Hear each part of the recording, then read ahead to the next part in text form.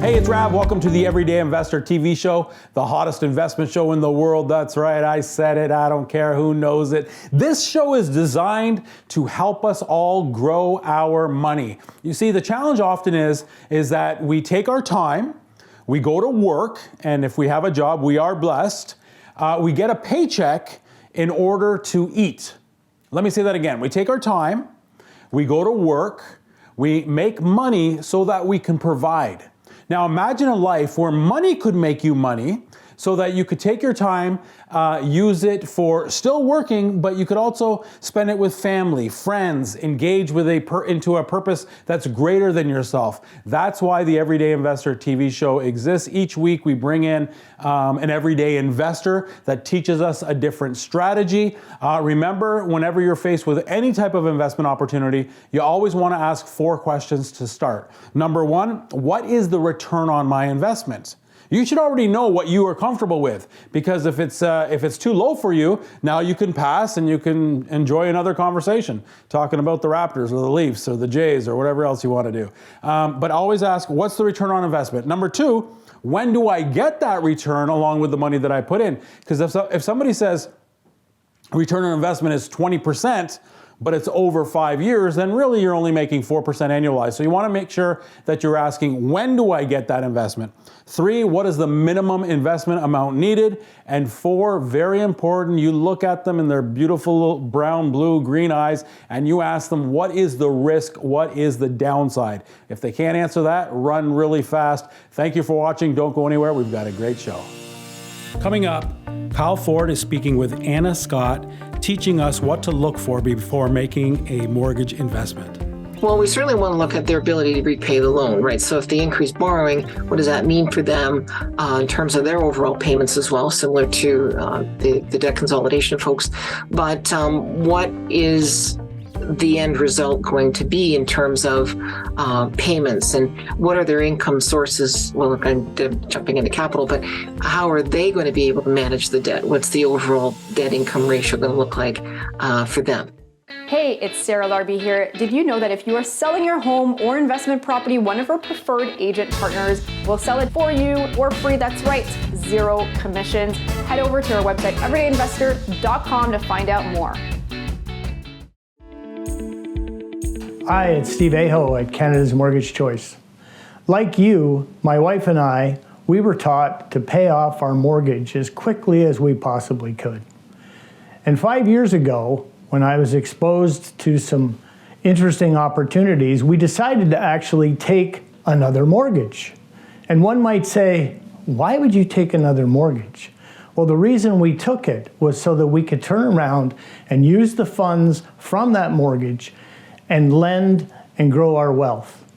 If you want to learn more about how you can do that, give me a call at Canada's Mortgage Choice. Hey, it's Rav. A few years ago, I learned how to trade stock options by taking the Theta trading course. My son, my friends, myself, all of us benefited immensely by applying their strategies, and I want you to have that same benefit by taking their course as well. I'm not receiving any monetary benefit whatsoever by telling you this. It's just that, as you know, I believe that knowledge mitigates risk. Visit their site to find out more.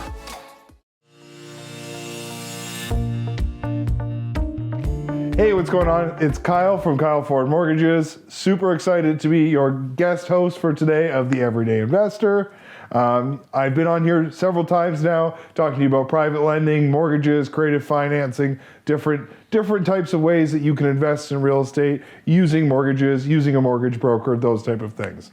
I am super excited today for my guest today, Anna Scott. Anna, can you say hi? Hi, everybody. Thank you for inviting me.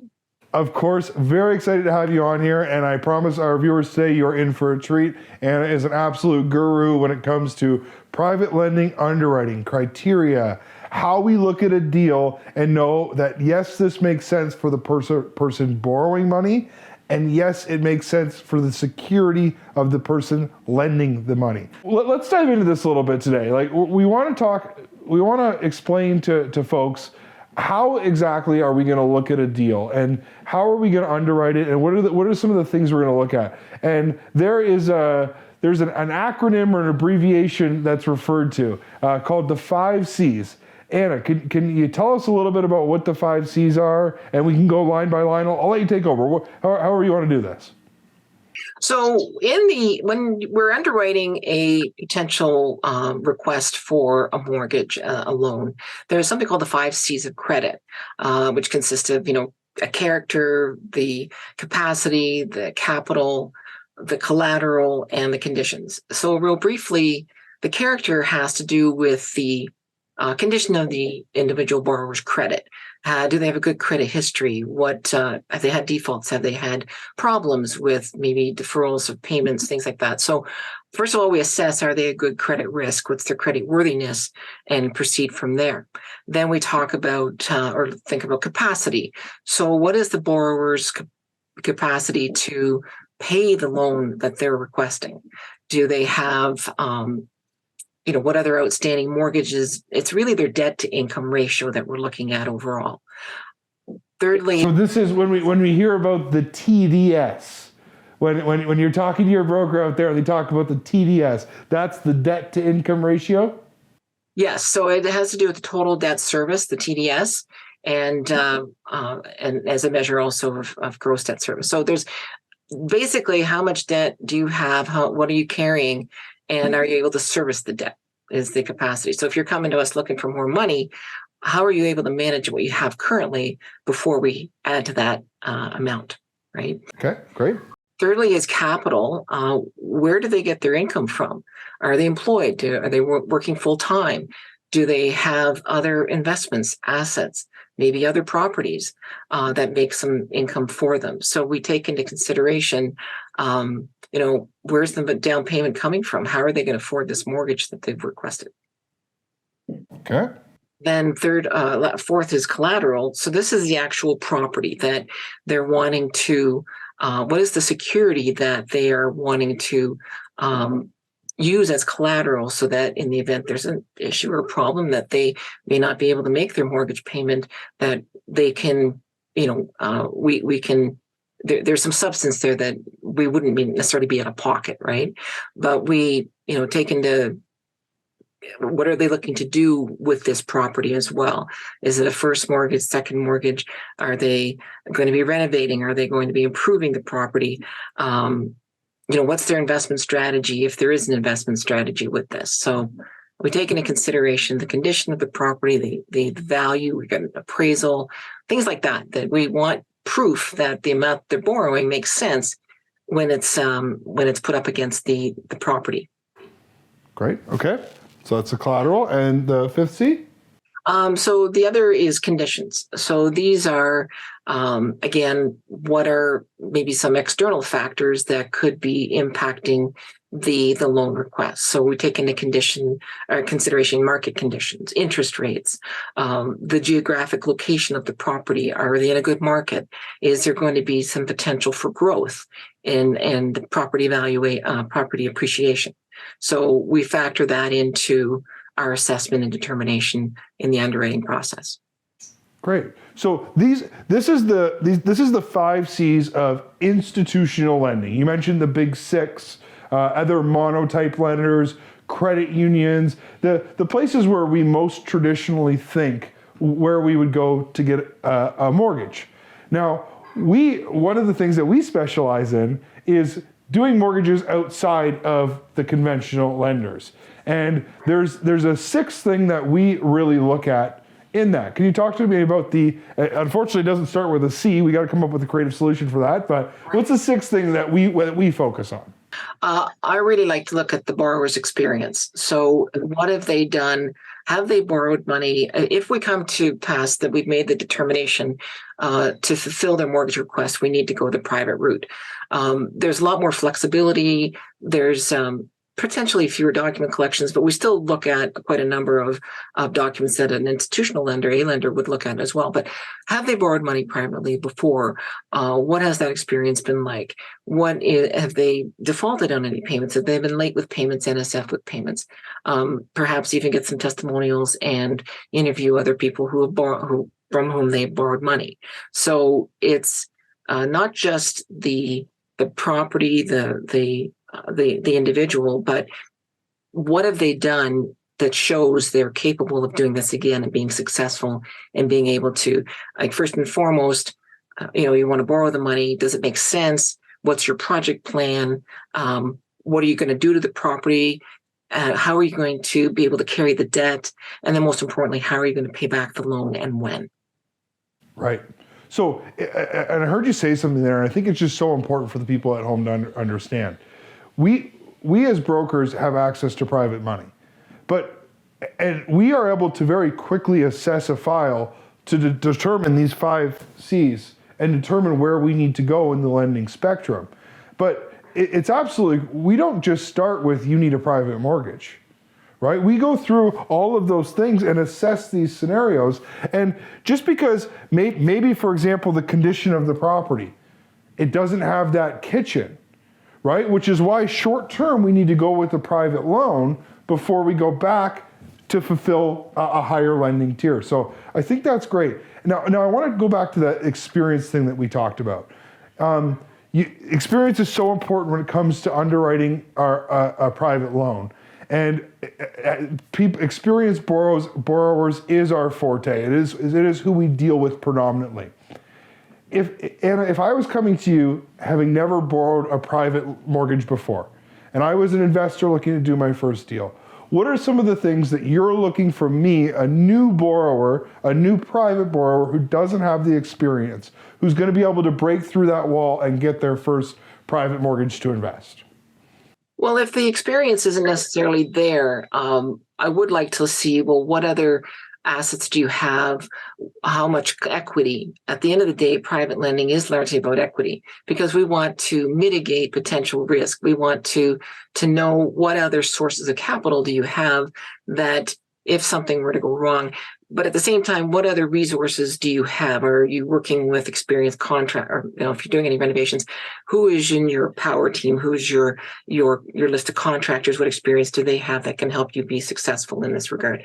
So we do want to take into consideration if you've not done this before, but there are licensed experienced individuals that can help you in your journey as well. So we do take into consideration your overall project plan. What are you doing? Does it make sense? Again, to your point, we work with investors primarily. So they are often, they have that vision. They have an idea as to what the potential is for that property going forward. Because if I'm going to lend money now on this property based on this value, I need to get a sense of from their plan, are they renovating, let's say it's a sixplex, are they going to be improving, upgrading, putting in new kitchens, new flooring, new bathrooms, new cabinets? What is that going to mean in terms of increased income on the property? Because if at the end of the day, I want to also help them get out from the private. So I want to find potentially an institutional lender once they have done the improvements, once they force the appreciation, once they have normalized rents at the new higher market rents. I want to look at them more favorably with an institutional lender who can get them a lower interest rate, right? And then carry the property. You said something just fantastic in there, Anna, and I think it's something that I want our viewers at home to take home. Even if you aren't the most experienced in borrowing this, sell your team. Talk about your general contractor who is experienced and you're going to work with. Talk about the real estate agent that's supporting you, your accountant, other people on the service team that can help you. So now, I do want to get into one of my favorite topics, which is investor versus consumer lending. But before we do that, we're going to take a quick break and we'll come back after that.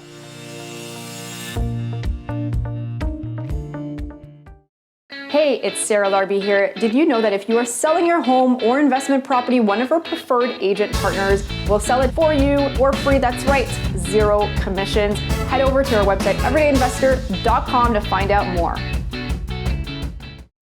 Hey, what's going on? This is Kyle here from Kyle Ford Mortgages. On today with my better half, Chelsea. We have a very exciting announcement. You've asked, we've delivered. We have a really exciting event, so mark your calendars, June 9th to 12th. We have networking, mastermind, some awesome content. We have a pool party, a beach party, a black tie gala. We've got it all. And you can rent your very own cottage or have an awesome room at the Kiwi Motel. If you're looking for all things real estate, whether it's short-term rentals, long-term rentals, private lending, creative financing, whatever it may be, not only great content, but great people, good times. You absolutely do not want to miss this. Make sure you check out the link. Hey everybody at Everyday Investor. Do you sit here and watch our videos and watch the show and wish you could invest but just can't afford these prices? Well, we at First Access Condos have a solution for you. We've started to sell Calgary. That's right. #1 livable city in the country, #3 in North America, and it's booming. Now, why Calgary? Prices 50 to 60% of that of Toronto. Rents similar to Toronto. 20% down, non-Calgary, it's only 10. Development charges non-existent. Problem with your tenant once built? No problem. They don't have a tenant-friendly province. They have a landlord-friendly province. Time to kick them out, if they don't pay, 30 to 60 days, as opposed to 12 months here in Ontario. It checks all the boxes and then some. Calgary Condos, brought to you by First Access Condos.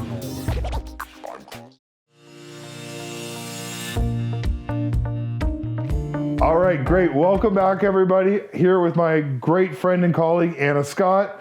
Anna and I are going to do a fundamental analysis that we do on a lot of our deals.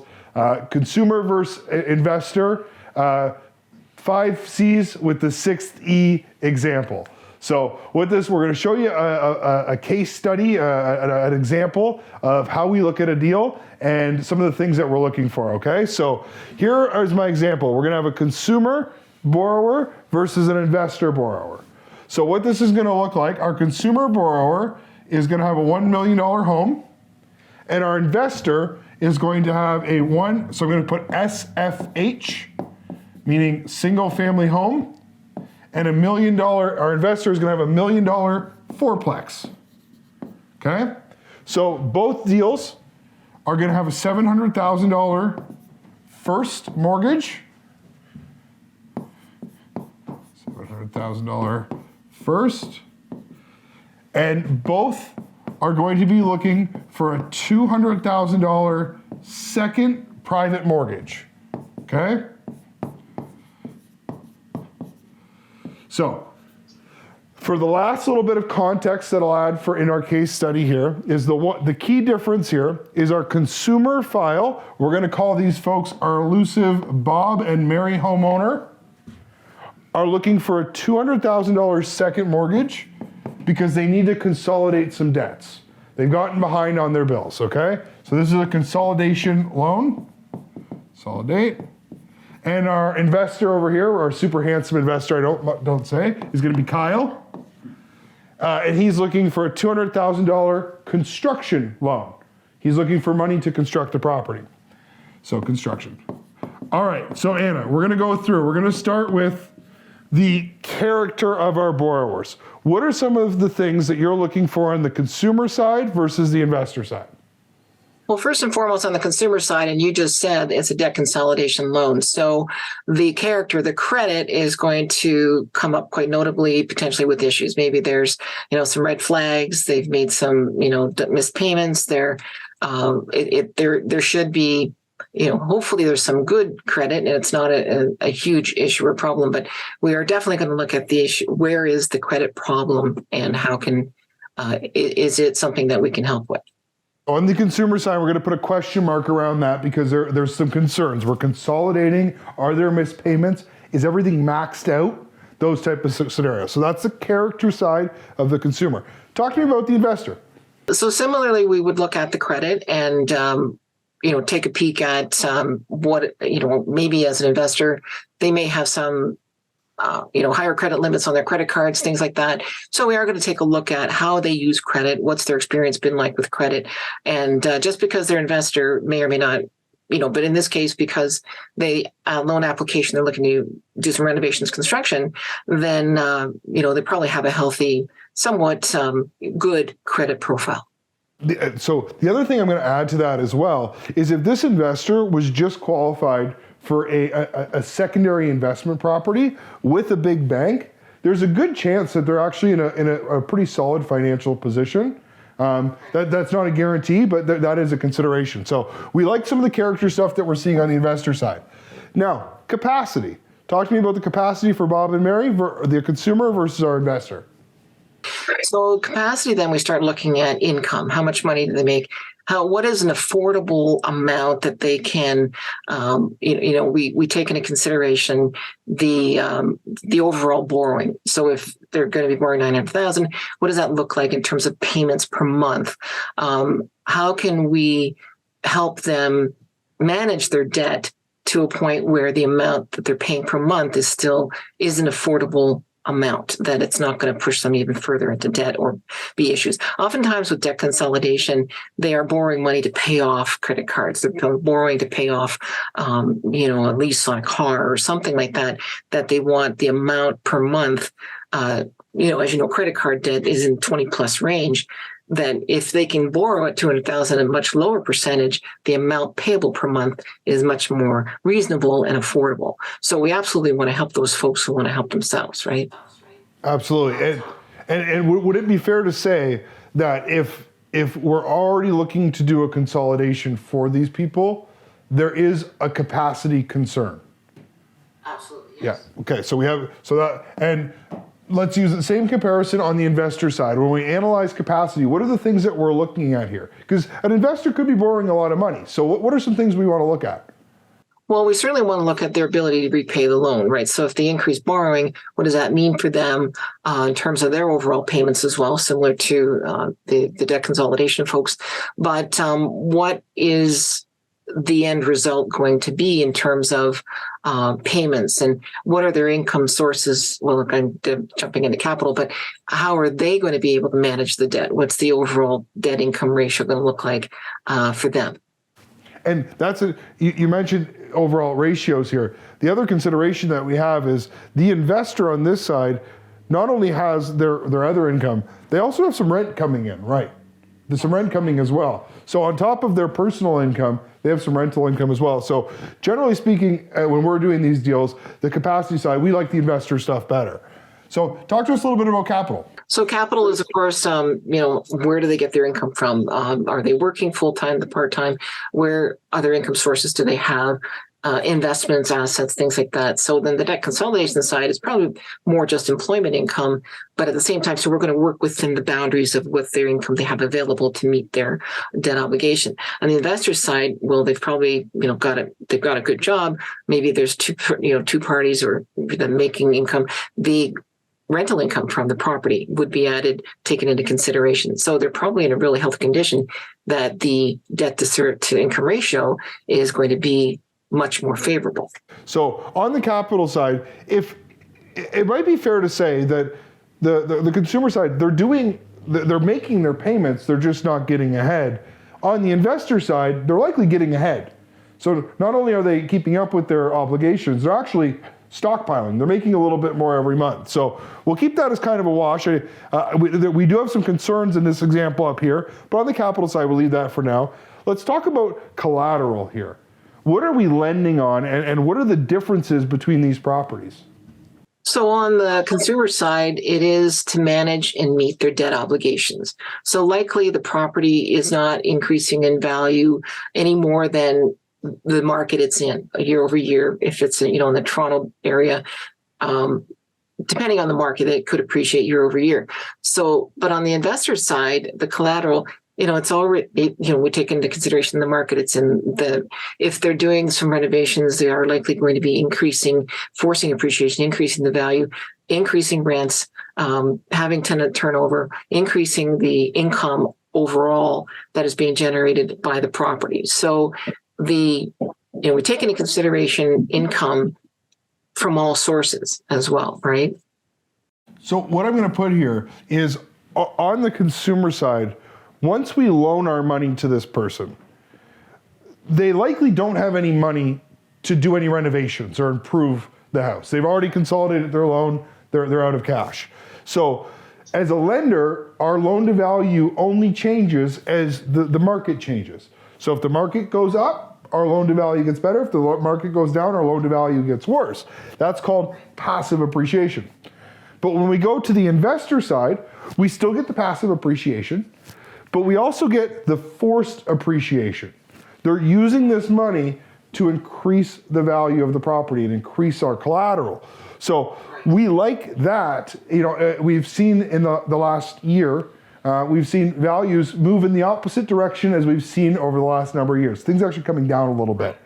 But when you're dealing with investors who are doing forced appreciation, even if the market's coming down, the individual property is being forced up. This gives us what's called buoyancy in our loan to value. If the market's coming down, but our property's going up, we're staying at a reasonable loan to value. So love that on the collateral side. Now, if I could just add real quick, Kyle, then too, there's more equity on the right column. So what that means is if after all the renovations, the property after, let's say, a year, it's increased in value to potentially 1.2, 1.4 million. So there is more of a spread between the market value and the debt. Let's dive into that quick. So in this example, 700 plus 200 on $1 million, so 900 on $1 million, we're at 90% loan to value. In this same example, we're $1 million or 900 on $1 million is the same 90% loan to value. The difference here is what you're saying, Anna, is we're going to spend $200,000 on the property, right? So if we spend $200,000 on $1 million fourplex, what would be I think it's fair to say it's worth at least 1.2, the value we put in. So 1.2. If you're dealing with a professional investor, somebody who has experience, it could be worth even more in the up to 1.4.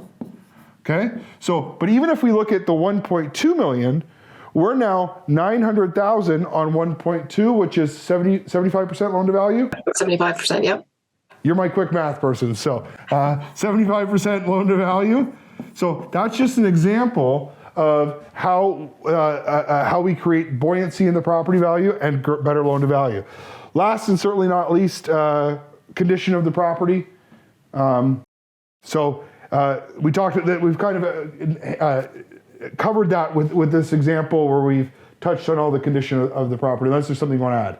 Well, just again, it depends on the market and the interest rate environment, and in the future when they're finished the construction, what are they planning to do with the property? Are they going to further increase rents? Are they going to pull out any of that equity? But the interest rates environment, as we've seen in the last year, as little as like February 2022, the rates were like 2 and 3%, and now it's on average 5 and 6%, if you can get that. So we factor that into a year from now when we need to refinance. What is that going to look like, and how much equity will we be able to give them? So yes, it'll be much easier to refinance them at 75% loan to value than on the left, because they're still, the property may appreciate to 1.1 if they're lucky, kind of thing. So it'll be harder to refinance them on the left side than it will be on the right. The right's going to be a breeze. They'll get under no problem. Absolutely. And the last thing that I'll add is, going back to the experience, is when the investor's done on this deal and they've refinanced the property, what do they want to do to the lender? They want to borrow again. They want to do it again. They want to keep going. Or when Bob and Mary get this thing paid off, they're done. Right. Anna, it's been an absolute pleasure. You're a wealth of knowledge, so much information. Your contact information is going to be provided here. Are you okay if everyone can reach out to you if they have any questions? Yeah, sounds great. Thank you very much, Anna. And thank you guys for watching. Kyle, thank you. You did a great job. Make sure you tune in to our website, everydayinvestor.com, where you can watch this show or any others on demand. Please subscribe to our YouTube channel. It would mean a lot. Until then, we'll see you next week. Same place, same time. Honey, love you. I'll be home soon. God bless.